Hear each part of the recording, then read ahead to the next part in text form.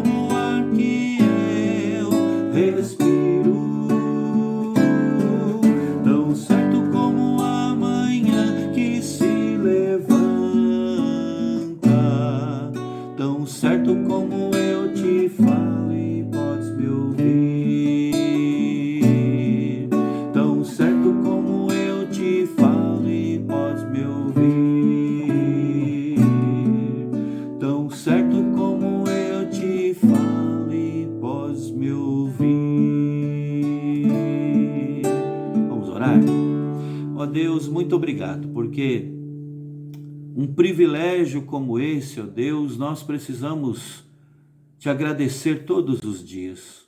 O privilégio do Criador de todas as coisas, do Deus soberano, do Deus supremo, o Todo-Poderoso, habitar em nós pelo seu Espírito Santo. Obrigado a Deus, porque Tu és o Deus grandioso e ao mesmo tempo o Deus Emanuel, o Deus conosco. O Senhor está aqui, o Senhor está em mim, está na vida dos meus irmãos. Nós te louvamos por isso. Isso é a demonstração, é fruto da tua graça, demonstração da tua bondade. Ó Deus, eu te peço de um modo especial por cada um daqueles que estão aqui juntos, conectados. O Senhor conhece o dia a dia, sabe das lutas, e sabe das incertezas, das inseguranças de cada um. Colocamos, ó Deus, essas vidas em tuas mãos. Renova a fé, dá confiança renovada e redobrada no Senhor, que a alegria do Senhor seja de fato a força de cada um dos teus servos, dos meus irmãos. E agora, Deus, quando nós vamos abrir a tua palavra, dá-nos também da tua graça, Que teu Espírito, ó Deus, nos guie a toda a verdade da tua palavra. É a nossa oração em nome de Jesus. Amém. Amém. Meus irmãos, eu convido vocês a mais uma vez,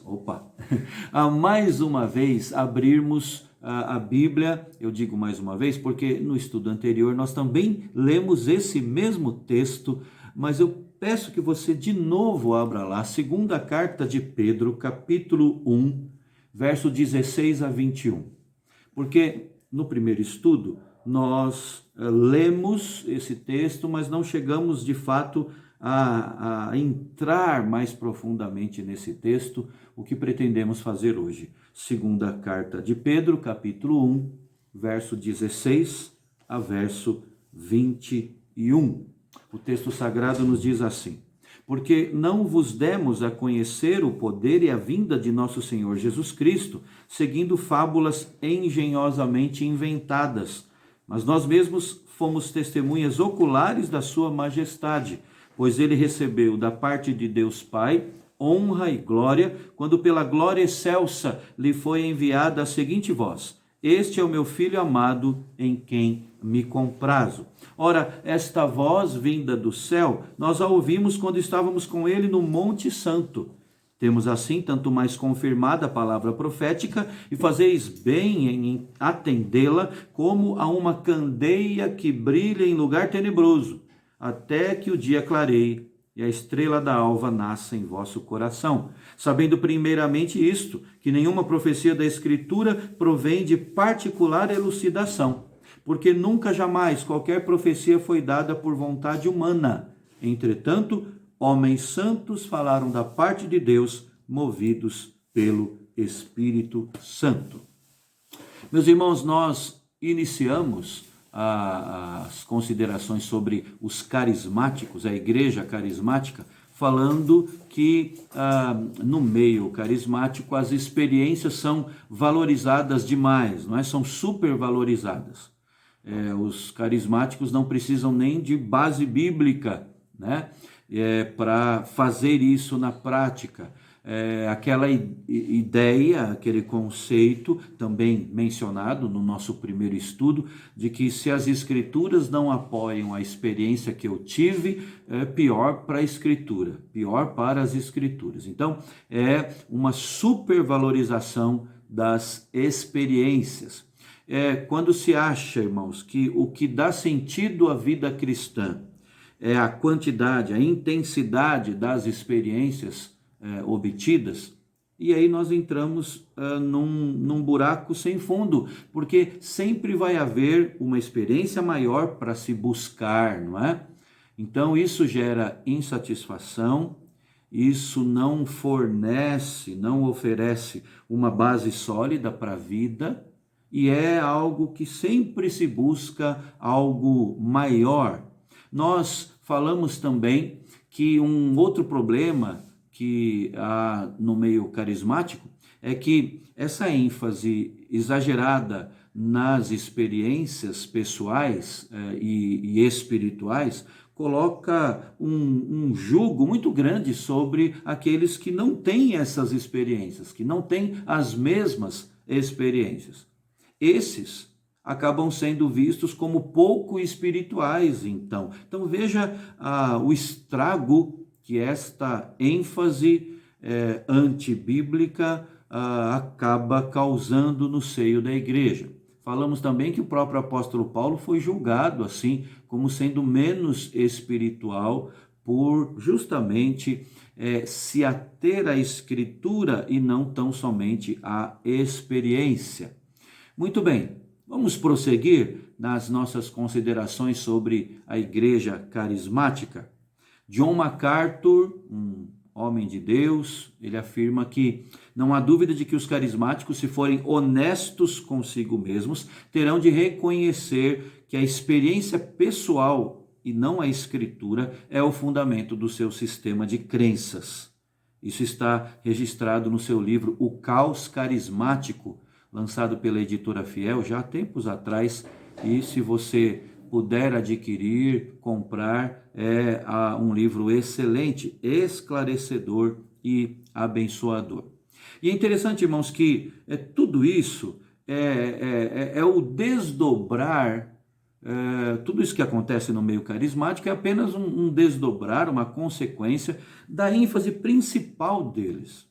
É o princípio de que todos os crentes devem buscar ardentemente o batismo do Espírito Santo, né? Como uma experiência distinta da salvação, da conversão, como uma experiência à parte. É o que eles chamam de segunda bênção, que é evidenciada principalmente pelo dom de línguas, segundo eles acreditam. Esse ensino, no entanto, irmãos, não resiste a uma verificação bíblica.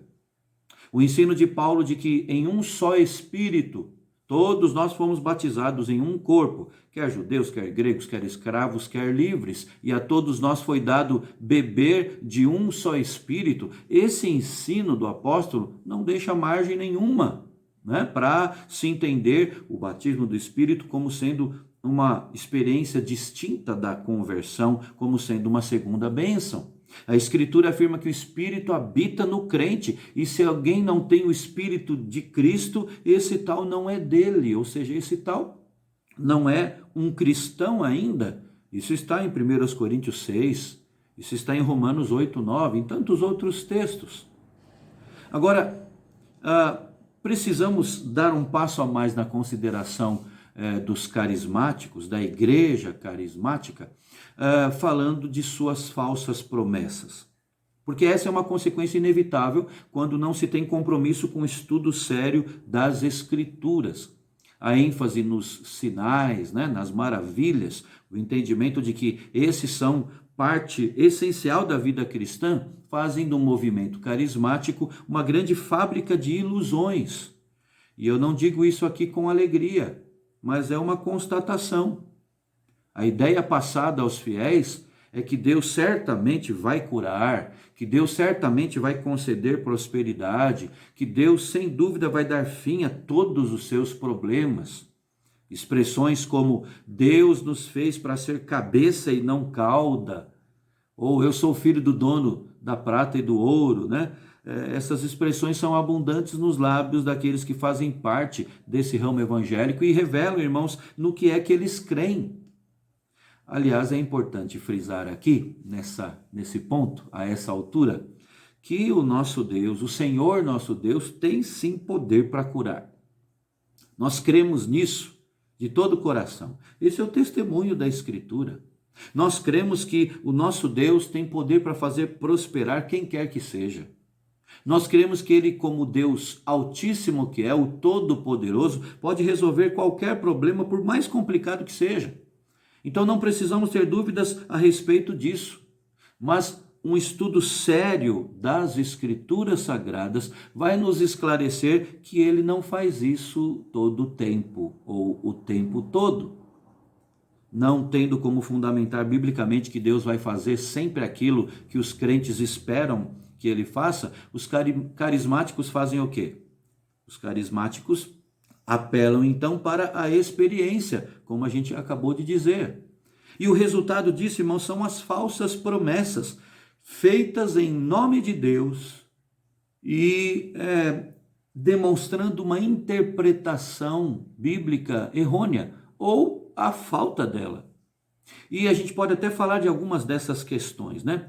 Podemos citar aqui a fé na fé. Você já reparou que o que muitos cristãos, de um modo especial, aqueles que estão no meio carismático, que eles creem, no que é que eles creem? Eles têm fé na fé. E aqui a gente precisa trazer à tona o movimento que já tem anos, aí, décadas, né? Movimento que acabou sendo chamado de confissão positiva, que surgiu no meio carismático. Expoentes desse pensamento ensinam que Jesus fez tudo o que precisava fazer, basta ao crente agora exercitar a sua fé. Bom, até aí tudo bem. O problema é o que vem depois disso. Um exemplo, um autor chamado Grosset lançou um livro pela editora Vida há tempos atrás, intitulado Há Poder em Suas Palavras. Tem muitos cristãos, mesmo de igrejas tradicionais e reformadas como a nossa, que embarcaram nisso, viu? E esse autor, explicando o objetivo desse livro, né? Ele disse que todo o livro trata só de como obter aquilo que se declara. O título do livro é Há Poder em Suas Palavras. E ele, com todas as letras, disse que o livro todo, trata de como obter aquilo que se declara. Irmãos, temos um problema aqui. Ou seja, para que alguém receba algo, ele deve crer naquilo que ele declarou. Isso, em outras palavras, é fé na fé. Os adeptos desse movimento afirmam ser errado, então, pedir para Deus fazer a vontade dele. E que quando alguém não recebe o que pediu, é porque faltou o quê? Fé. Eles ensinam aos crentes que eles devem, então, determinar, ordenar, reivindicar aquilo que Jesus já conquistou para eles. Porque essa seria uma promessa da Bíblia e Deus não volta atrás naquilo que promete. Bom, nesse ponto eles estão certos, né? Deus sempre cumpre o que ele promete. O problema é não encontrarmos nas Escrituras promessa alguma sugerindo a obrigação de Deus em fazer tudo o que pedimos com fé. Pelo contrário, né? Nós temos uma abundância de textos bíblicos ensinando a necessidade de você, de todos nós nos submetermos à vontade do Senhor, e isso humildemente. Exemplos, na oração conhecida como Pai Nosso, a oração que Jesus ensinou aos seus discípulos, uma das petições é justamente: seja feita a tua vontade, assim na terra como nos céus. Na primeira carta, o apóstolo João foi enfático ao ensinar a necessidade de ter confiança. Mas olha os moldes em que ele colocou isso. Ele disse: se pedirmos alguma coisa segundo a sua vontade, ele nos ouve. Ao afirmar então que se alguém não recebeu de Deus o que pediu, foi simplesmente por falta de fé, os carismáticos colocam, por exemplo, Davi e Paulo no time dos sem fé. Você se lembra a ocasião em que Paulo pediu a Deus várias vezes: afasta de mim, né, esse espinho na carne, né? E Deus disse não a ele. Respondeu: a minha graça te basta. Paulo então estaria no time dos sem fé. Então veja o alcance, a abrangência dessa visão errônea dos carismáticos. Agora, irmãos, a gente precisa aqui falar de algo muito importante, que é a normatização da experiência proposta pela igreja carismática. Nós já vimos que não há respaldo bíblico para as alegadas experiências dos carismáticos, mas imaginemos que cada uma delas, pelo menos uma delas, uma dentre essas experiências, seja autêntica. Isso confere o direito de normatizar isso, ou seja, de afirmar que todos os crentes precisam ter e devem ter essa mesma experiência? É claro que não.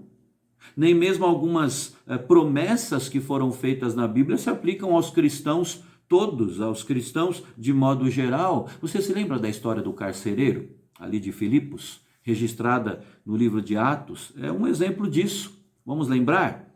Após o terremoto que soltou as cadeias de todos ali, abriu as portas da prisão onde estavam Pedro e Silas, o carcereiro despertou do sono, pensando que os presos tivessem fugido, decidiu se matar, né, tirar a própria vida. Por que isso?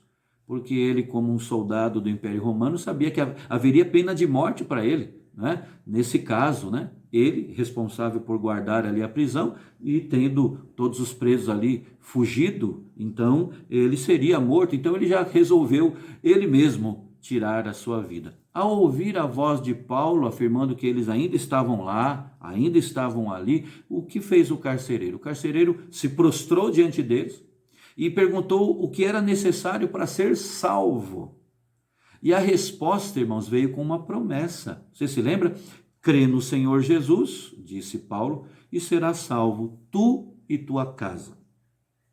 O texto continua relatando que eles foram até a casa dele, que, ao que tudo indica, ficava ao lado da prisão, e a palavra foi pregada, toda a família creu no Senhor, eles foram batizados ali, dentro da casa.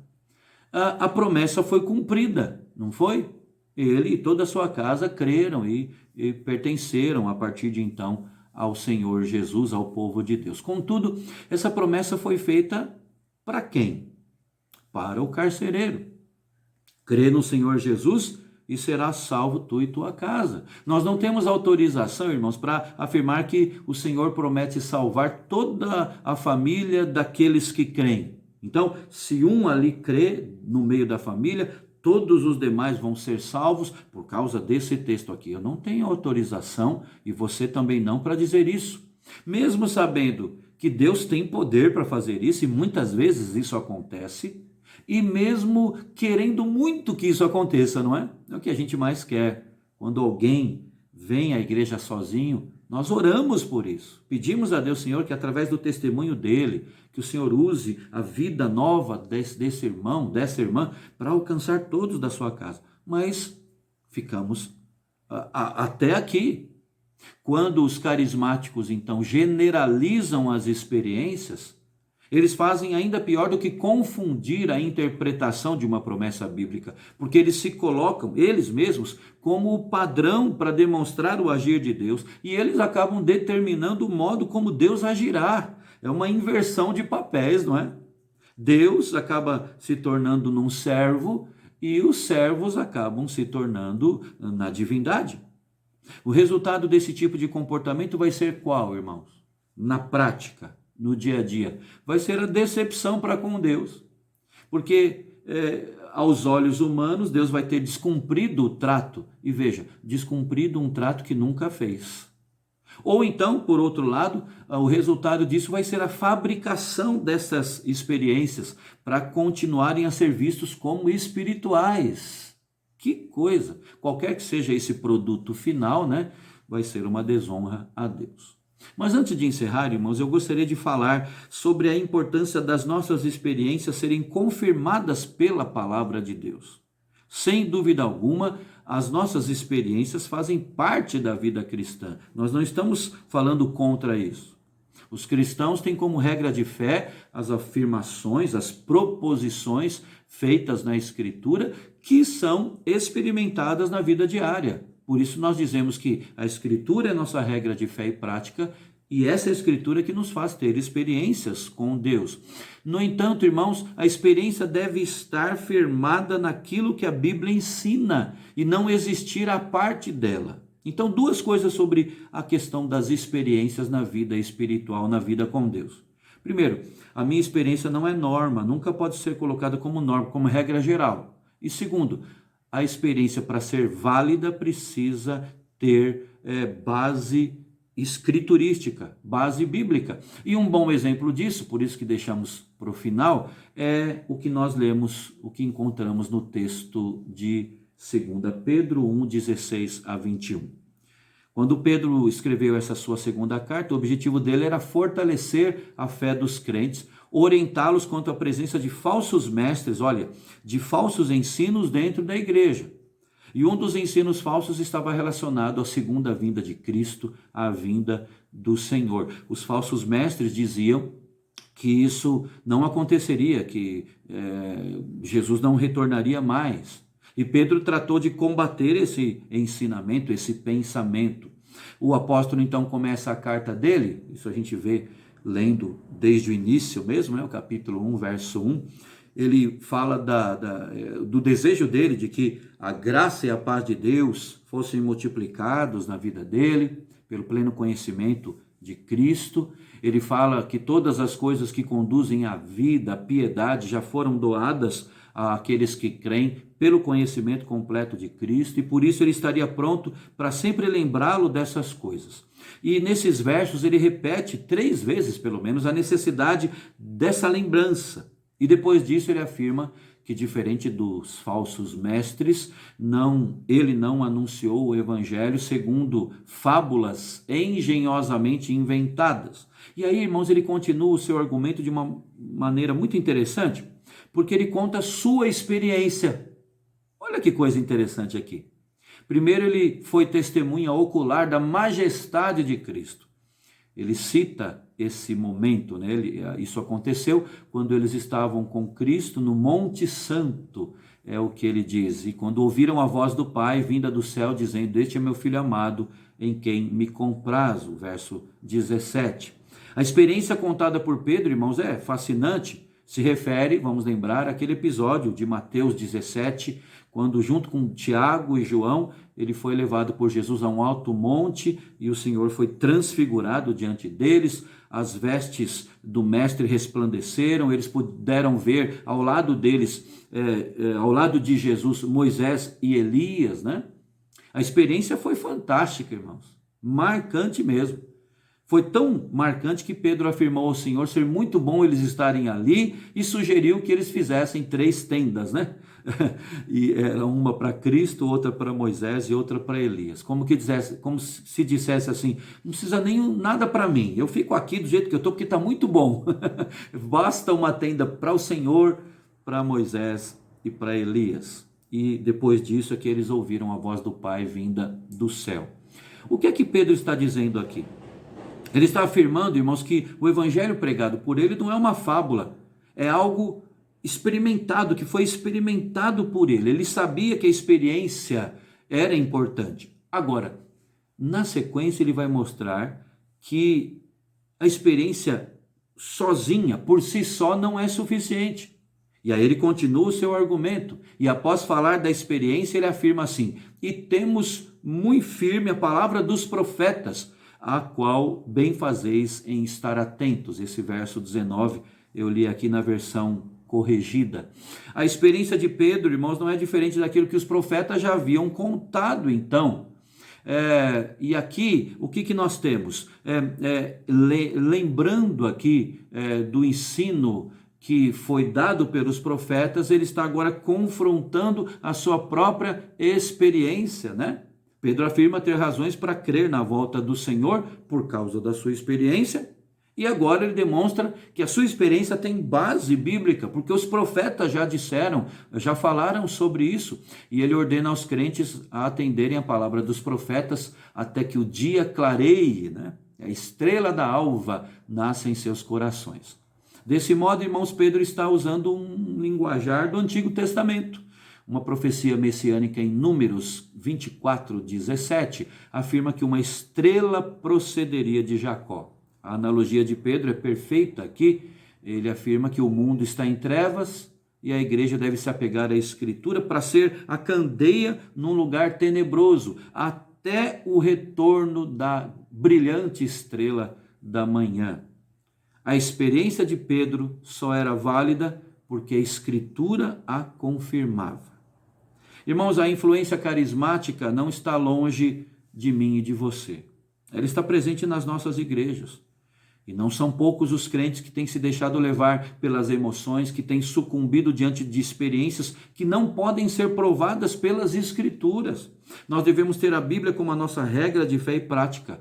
E ainda que a experiência faça parte da vida cristã, e ela faz, e por mais interessantes que elas sejam, elas devem ser sempre submetidas a esse crivo.